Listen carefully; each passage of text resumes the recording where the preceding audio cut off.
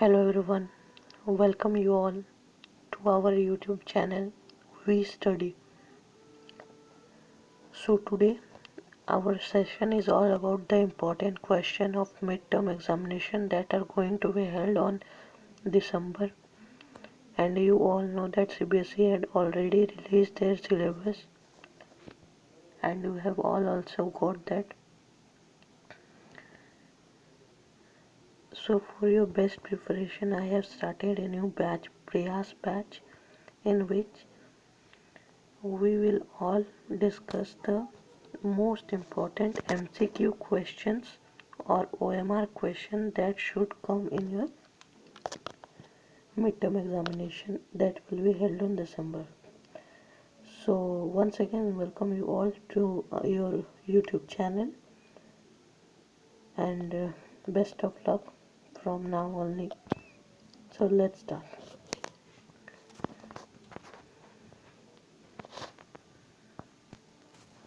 So as I told you, this is the important question session for midterm examination that are MCQ based, and you are surprised to know that these questions are from the CBSE published notebooks or CBSE prescribed books.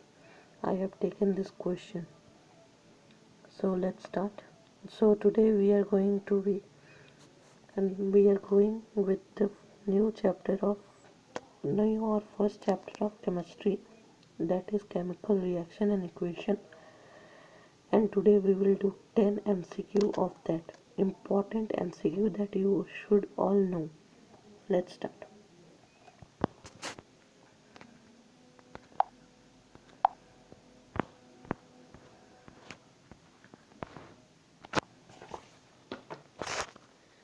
So here you can see the most important MCQ multiple choice question that should be come in your midterm examination, and I will do all the MCQ and you should note this MCQ.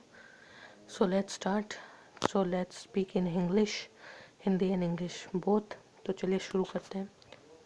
तो ये है, सबसे पहले आप लिख लीजिए, बहुत ही important chapter है आपका chemical reaction and equation, chapter 1. ठीक है, लिख लिया? ओके, चलिए स्टार्ट करते हैं. So here is our first.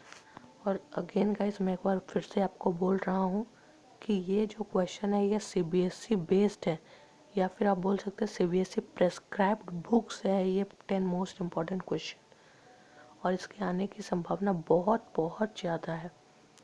अगर आप चाहते हैं कि मैं उसके ऊपर एक वीडियो बनाऊं जिसमें आपको मिले एक CBSE के प्रेस्क्राइब्ड बुक्स और CBSE के नोट्स, तो आप मुझे नीचे कमेंट करिए. और टारगेट रखते हैं 500 लाइक्स का. अगर ऐसा होता है तो अगला सेशन में आपको सारा बुक का PDF भी दूंगा with new published book with new pattern, चाहे वो एडुकार्ट का हो, ओसवाल का हो, या जिसका भी हो. फ्रेंड्स तक शेयर कीजिए, लाइक कीजिए, और अगर 500 लाइक्स होता है तो मैं पक्का आपके लिए एडुकार्ट का बुक, ओसवाल का बुक और CBSE प्रेस्क्राइब्ड बुक सब का PDF आपको दूंगा इसी चैनल पे. सो तब तक के लिए प्लीज़ सबको सब्सक्राइब कीजिए, शेयर कीजिए वीडियो अपने फ्रेंड्स के साथ. सो आज का लेक्चर हम लोग स्टार्ट करते हैं. चलिए. सो यहाँ पे आप देख सकते हैं कि पहला क्वेश्चन है, which of the following is not a physical change. Okay, pen ले लेते हैं अपना. हाँ, तो which of the following is not a physical change guys. तो इन चारों में जो ऑप्शन है C, ये करेक्ट है. Sorry, C not. इन सब में ऑप्शन जो है वो D करेक्ट है, क्योंकि कंबशन चेंज जो होता है या बर्निंग जो भी होता है वो जो होता है हमेशा केमिकल चेंज होता है. और ये आप देख सकते हैं, इसको फिजिकल है, ये भी फिजिकल है, ये भी फिजिकल है. तो हमारा राइट आंसर क्या है, वो है C, फर्स्ट क्वेश्चन का. चलिए आगे बढ़ते हैं. सो नेक्स्ट क्वेश्चन है हम लोग का, the following reaction is an example of displacement reaction, combination reaction, redox reaction, neutralization reaction. तो इसके लिए देखिए आपको ये चैप्टर पहले पढ़ना पड़ेगा अगर आप चाहते हैं कि मैं आपको शॉर्ट में समरी दे दूँ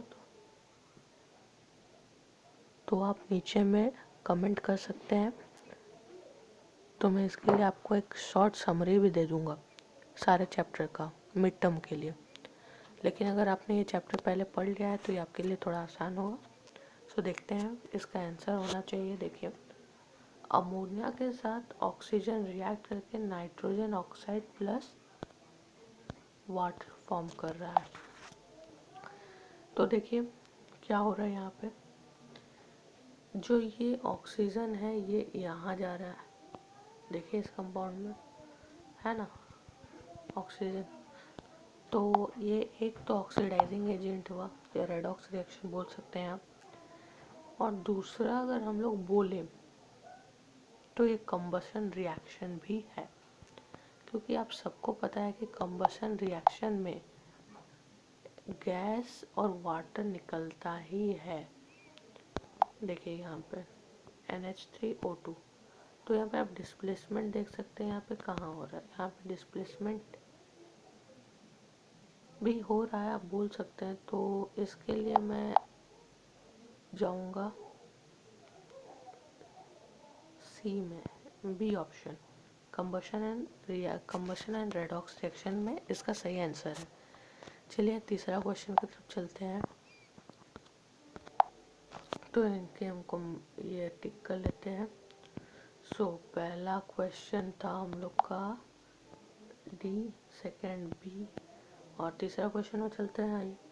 विच of the following statements are about the given reactants are correct, reactions are correct. Okay ठीक है, तो इसमें देखिए आपको थोड़ा सा दिमाग लगाना है और इसका आंसर आपको एकदम मिल जाएगा। आयरन यहाँ पे ऑक्सीजन मिल गया उसको, यानी कि वो ऑक्सीडाइज हो रहा है, वाटर से हाइड्रोजन बन गया यानी वो रिड्यूस हो रहा है। जो रिडक्शन होता है वो ऑक्सीडाइजिंग एजेंट होता है और जिसका ऑक्सीडेशन होता है वो रिड्यूसिंग एजेंट होता है। तो इसी के साथ हम लोग का जो आंसर है वो है iron is getting oxide and water is getting reduced and water is act as oxidizing agent, यानी कि 1 2 4, यानी कि ये सी आंसर हमारा सही है। अच्छा से सी आंसर, कलर चेंज कर लेता हूँ और मार्क कर देता हूँ, और रुकिए, सी ऑप्शन जो हम लोग का सही है। नेक्स्ट क्वेश्चन में चलते हैं हम लोग। नेक्स्ट क्वेश्चन में अगर चले तो हम लोग के पास है which of the following are exothermic, exothermic यानी कि जिससे हीट प्रोड्यूस होता है। तो इसमें से है reaction of water with quick lime, dilution of acid, evaporation of water और सब्लिमेशन ऑफ कैम्फोर। तो देखिए इसमें आपको पहला और ये प्रोसेस बिल्कुल सही है, क्योंकि आप जब डाइल्यूशन ऑफ एसिड करते हैं तो भी हीट इवॉल्व होता है, और आपने चूना को जब भी पानी में डाला होगा तो देखा होगा कि वो मटका जो होता है या फिर जो भी कंटेनर होता है वो गर्म हो जाता है और उससे बुलबुला उबलने लगता है, यानी कि हीट उससे निकल रहा है। यानी कि फर्स्ट और सेकंड जिसमें भी है वो सही है, यानी कि जो ए नंबर है वो बिल्कुल सही है। चलिए आगे बढ़ते हैं। ओहो ये लगता है आज लैग कर रहा है। पांचवा क्वेश्चन है the beaker labelled as ABC each containing 25 ml of water a small amount of. ठीक है, तो आप ये क्वेश्चन पढ़ लीजिए अच्छे से। क्या बोला है कि ABC है ईच कंटेनिंग, आज लगता है छोटा सेशन लेना पड़ेगा, 5 ही MCQ आज मैं आपको कराता हूँ। अगर आज 60 लाइक्स हो जाते हैं तो मैं इसके साथ ऑफर एक लेके आऊँगा, और आपको मैं फिर से याद दिला देता हूँ, अगर हमारा 500 लाइक्स का अटेम्प्ट पूरा हो जाता है तो मैं आपको CBSE prescribe books, Oswal books, Educart books सबका न्यू पैटर्न वर्जन दूंगा। अगर हमारा 500 लाइक्स पूरा हो जाता है, और सब्सक्राइबर का ये नहीं रखते हैं 500 लाइक्स का अटेम्प्ट, और जल्दी शेयर कीजिए अगर आपको चाहिए तो सबका फ्री PDF मैं दूंगा। तो आज लास्ट यही क्वेश्चन करते हैं, आज शायद टाइम नहीं होगा, मेरे लिए भी शॉर्टेज पड़ेगा। सो ये लास्ट क्वेश्चन देखते हैं। 3 beaker labelled as ABC each containing 25 ml of water are taken. A small amount of NaOH and hydrous COSO for NaCl were taken to the beaker ABC. It was observed that there was an increase in the temperature of the solution containing A and B, whereas in case of C, the temperature of solution falls. Which of the following statements are correct? In beaker AB, exothermic process. In beaker C, yes.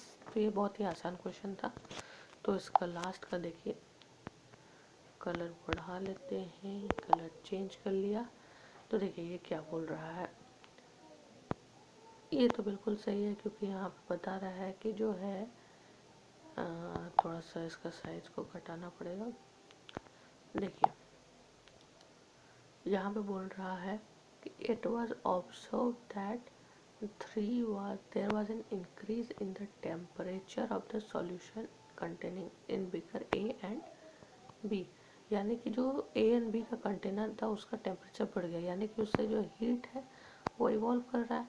और दूसरा जो C का container है उसका temperature down हो गया, यानी कि वो हीट को एब्जॉर्ब कर रहा है। इसलिए हम लोग बोल सकते हैं कि जो हमारा ए और बी में एक्सोथर्मिक रिएक्शन हुआ और फोर्थ यानी कि सी में हमारा एंडोथर्मिक रिएक्शन हुआ, यानी कि 1 and 4 is the correct answer. इसी के साथ हमारा जो लास्ट करेक्ट आंसर है वो है सी।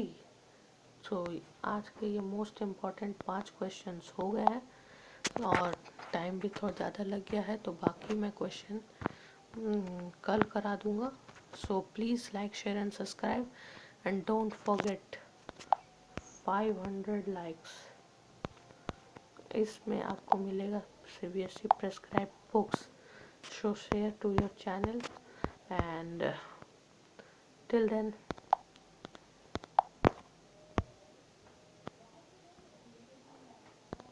so guys, till then, bye.